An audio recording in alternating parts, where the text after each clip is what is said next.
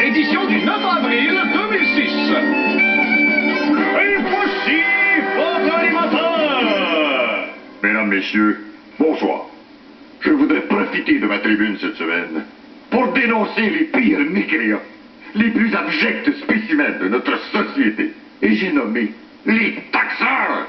Bande de vermine, espèce de lâche. Hey, t'es bien pompé, Gérard. Mon Marcel a été victime de taxeurs, Poyou. Mais heureusement, son vieux père lui a montré comment se défendre. Parce que devant ces taxeurs méprisables qui nous exploitent, il faut savoir se tenir debout, les affronter avec dignité et courage, se battre jusqu'à la mort s'il le faut. Monsieur Laflamme, Hein? votre compte de taxes, j'allais être surpris, ça a doublé. Hein? OK, bye-bye, là. Mon gars, s'il vous plaît, non. Pas vous coûter de bien, monsieur, ben, là, s'il vous plaît. Ouais, ça, c'est du taxeur.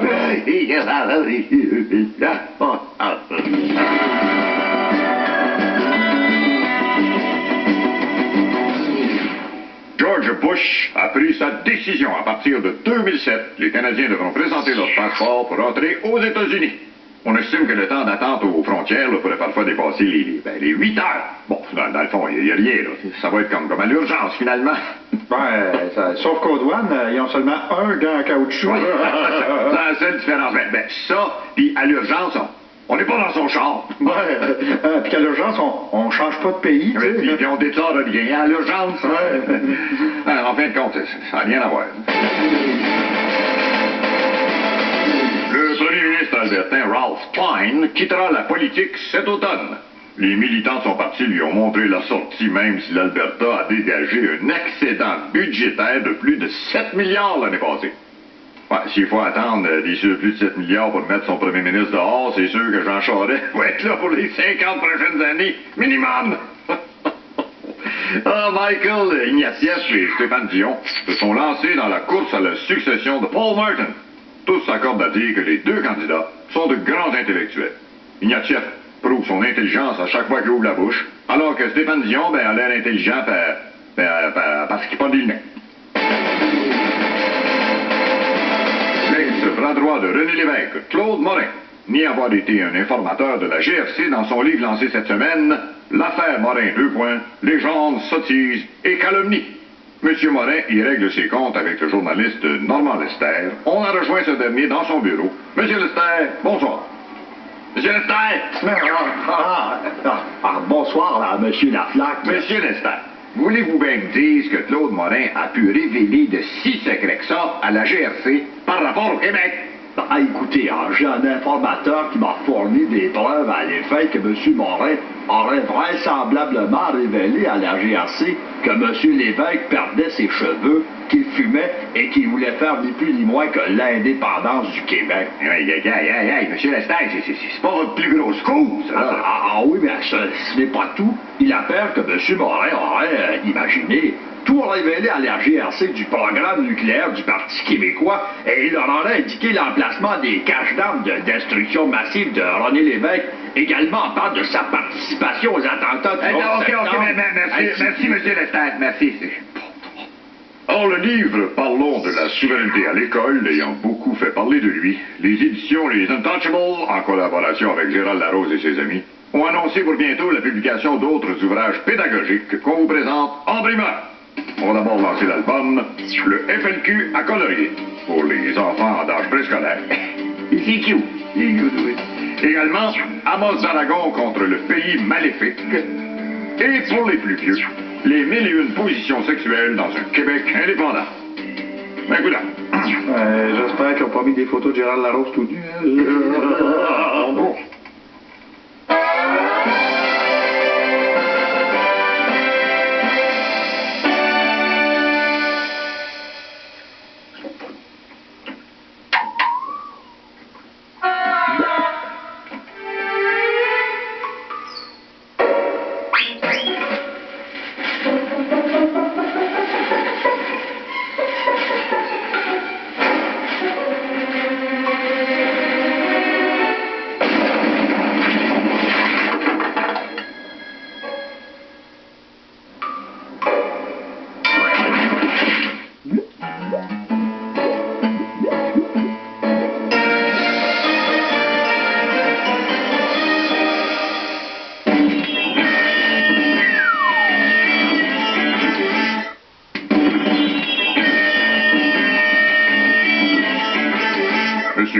j'aimerais bien convaincre Gilles Duceppe que le Canada est un beau pays, qu'il devrait oublier l'option souverainiste.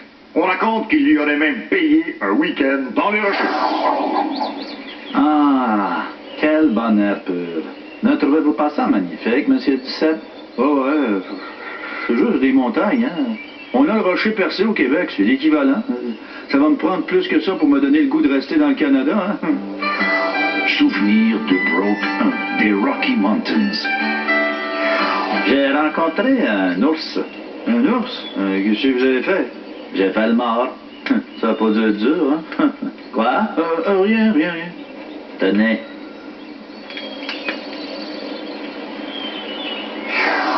J'aime ça, la montagne. C'est paisible. On dirait que le temps s'arrête. Ah, une petite Canadienne? OK, mais parlez-en en personne, hein. Tu peux me tutoyer, Gilles. Ah, OK. Les montagnes rocheuses, c'est le paradis, Gilles. Et ça t'appartient. La Colombie-Britannique, c'est fantastique. Comme l'Alberta, les maritimes. Tu veux te séparer de tout ça? Pourquoi? C'est dans notre destin, Steven. On est trop différents. Pas si sûr de ça, moi. J'ai apporté mon harmonica. Ah, tu sais jouer de l'harmonica? Non. Ah, un loup. Il doit appeler sa femelle, hein? Au sans mal.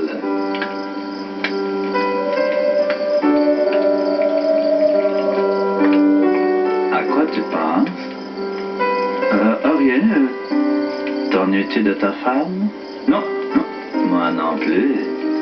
Regarde-moi, Gilles. Toi aussi, t'as les yeux bleus. Oui, ça nous fait au moins ça en commun, hein? Ben oui. Oh, ouais. Je suis fatigué. Je pense que je vais me coucher. OK, je vais dormir dehors, hein? Bonne nuit. Oh.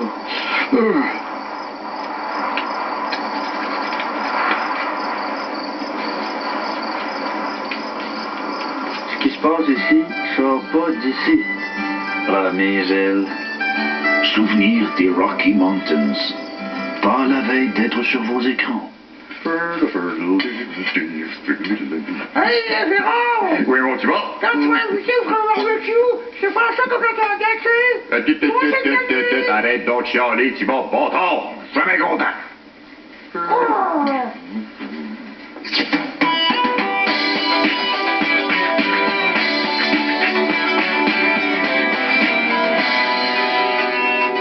Aujourd'hui, nous allons parler du meilleur ami de l'homme, le vrai, que j'ai nommé le barbecue. Au temps médiévaux, pour impressionner les dames, l'homme affrontait des dragons. Avec la disparition de cet animal, l'homme a inventé le barbecue.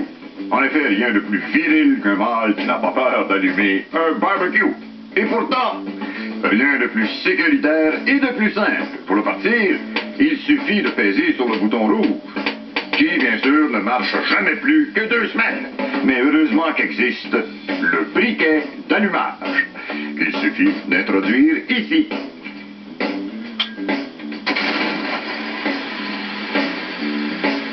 OK, le garde est fait, vous êtes content, là? Il existe aujourd'hui une grande variété de barbecue. Le conventionnel, le barbecue babyfoot, le barbecue à sushi, très économique puisqu'il n'utilise pas de gaz, le photo barbecue pour les parties de bureau,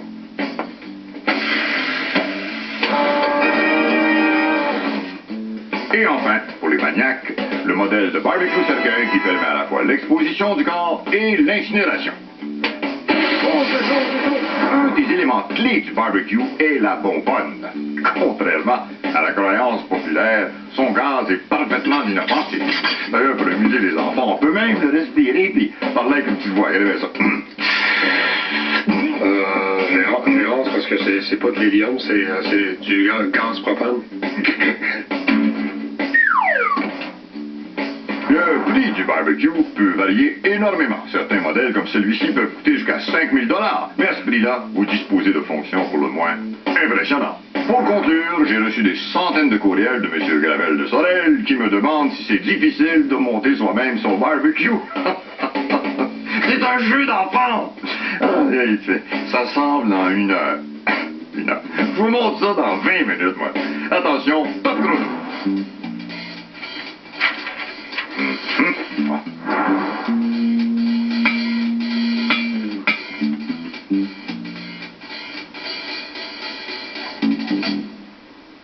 Le couvercle. Voyons. Mais dis-moi pas qu'ils ont oublié de mettre le couvercle. Non, ils ont juste mis 2 roues en plus. C'est bon sang.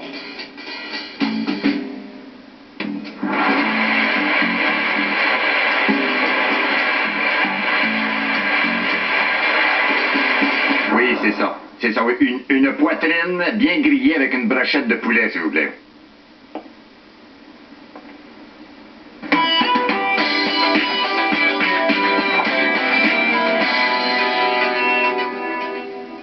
Après la pause, M. Jacques Parizeau vient nous expliquer le rapport d'impôt en chantant.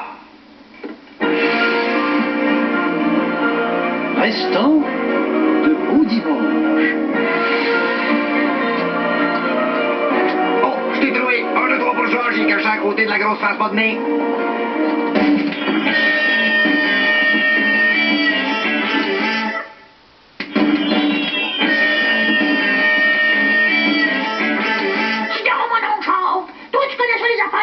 D'économie, pis toute la patente, là. Ah, ben oui, mon petit bas. J'ai déjà été ministre des Finances. Mais quand ça? Quand ça? Ben, juste avant que ça se mette à aller mal. Ouais, j'ai été ministre des Finances, puis là, ben, je parle à un bas. C'est drop. Non, mais là, j'entends tout le monde qui dit que c'est la période des impôts, pis tout, là. Je comprends rien dans ça, les impôts. Ah, ben, laisse-moi t'expliquer. Comment dirais-je? Bon, prenons le brocoli, d'accord? Yeah! Bon, alors, ce que le brocoli est pour les enfants, eh bien, les impôts, c'est la même chose pour les adultes. De beaux impôts pour tout le monde, les salariés, puis les chômeurs, les syndiqués, puis les pigistes, et les employeurs. Des déductions pour tout le monde, des placements, des frais scolaires, des revenus de sources étrangères, et puis des REER. Je suis un T444, j'arrive en janvier. Faudra bien un jour me déclarer. Je suis un petit chip, je peux les calculer. J'ai bien à combien me déducter. Paye, les beaux gros impôts. Paye, de plus en plus gros. Miam, les deux ministères. Miam, mange tout ton salaire. Je suis perte en capital. Je pense autant à Ottawa qu'au provincial. Je suis personne à charge, je suis ton beau-père. Tu déduis mes couches de ton salaire. Je suis un drapeau des îles Caïmans. Accroche-toi sur ton bateau, sauf 100%. Je suis un grosseur-sorceur, je suis pas imposé. Je fais un coin au fils, je suis fromager. Je suis une déduction, j'ai cotisation pour les dépenses. Si je fais fiscal, Paye, les beaux gros impôts. Paye, de plus en plus gros. Miam, les deux ministères. Miam, mange tout ton salaire. L'éditorial de la semaine, la fumée, c'est secondaire. Dorénavant, au Québec, il sera interdit de fumer dans tous les endroits publics, et cela inclut même les bars et les restaurants. Encore une fois, on s'acharne sur les pauvres fumeurs qui ont le dos pas mal large, si vous voulez mon avis. Hey, c'est des fumeurs, pas des terroristes. Donnez-leur un break, bâtard. C'est quoi, c'est respirer un peu de fumée secondaire? Oubliez que c'est une cigarette, là. Profitez-en pour fumer gratis au lieu de vous plaindre. Comme ça te dérange pas si j'en allume une, Gérard? Ben, voyons, non, pas du tout. Je suis partisan de la tolérance, moi. Non, mais comment on va faire pour cruiser dans les bars sans cigarette? Excuse, t'aurais pas une patch de trop? Au restaurant, c'est pas la fumée secondaire qui me dérange. C'est les bêtes du serveur. Puis à ce que je sache, on n'a pas encore interdit ça. T'es sûr que ça te dérange pas grand, là? Pas du tout. C'est l'intolérance qui est responsable des événements les plus tragiques de notre histoire. Qu'on pense à l'Holocauste, on pense au Rwanda, à la naissance d'Éric Salvaille. Je suis un apôtre de la tolérance. Mon caméraman Roger est devenu sikh et il veut porter un kirpan. Pas de problème. Ah, Roger, et si tu veux fumer aussi, mon Roger, tu es bienvenu, hein? Toi aussi, Henri. Hein? Au lieu d'harceler les fumeurs, on devrait les apprécier. Les tigres sont pratiques en bâtard pour éloigner les moustiques. Puis si c'était pas des taxes qu'ils payent sur leurs cigarettes, on aurait 2 fois plus de taxes sur la boisson. Non, mais faut que ça arrête. Sinon, ça va être quoi après? On va leur interdire de fumer dans leur maison sous prétexte que la fumée traverse les murs. On va peut-être même leur interdire de fumer dehors. On sait pas, la fumée, ça peut peut-être faire jaunir les nuages. Un coup parti, on pourrait même exproprier tous les méchants fumeurs ou les envoyer au camp de Guantanamo. Rien pas. Il y en a qui sont enfermés là pour moins que ça. Moi, je dis qu'il faut cesser la discrimination et revenir au bon vieux temps, aux fumeurs et non-fumeurs, cohabiter dans l'harmonie et la tolérance. Pardon, un instant. Fini l'interdiction de fumer dans les avions. En plus, avec la boucane, on verra pas ce qui nous sert à manger. Fini aussi l'interdiction de fumer au travail. Tant qu'à se tuer à l'ouvrage, faisons pas les affaires à moitié. Ramenons la tradition des cigares à la pouponnière de l'hôpital. Recommençons à Bon, non. Mais voyons. Chut, le détecteur de fumée. Ça fait rien. Ce n'est pas ce qui va m'empêcher de maintenir que la tolérance doit triompher. Et que bon. Bien bon. Ah, monsieur Dumont, oui. Mon héros, oui, bien sûr. Pardon. Une amende de 1000 piastres pour avoir fumé à Radio-Canada. Déduit de ma paye. Mais oui, mais... Bien entendu, je suis d'accord avec votre opinion. Monsieur Clément, oui, les fumeurs sont des plaies de notre société. Il faut les interdire partout. Ben oui, partout. Vous êtes sûr que ça n'arrivera plus, hein? C'est ça, j'embrasse les souliers, le sol sur lequel, oui, tout est pas. Voilà, écrase tout de suite, ou bien des lois. Non, mais ça passe rien qu'à eux autres, espèce d'intoxiqués. À part ça, comment ça se fait que les slurs vont partir? Monsieur Martin, oui, un job pour vous. OK.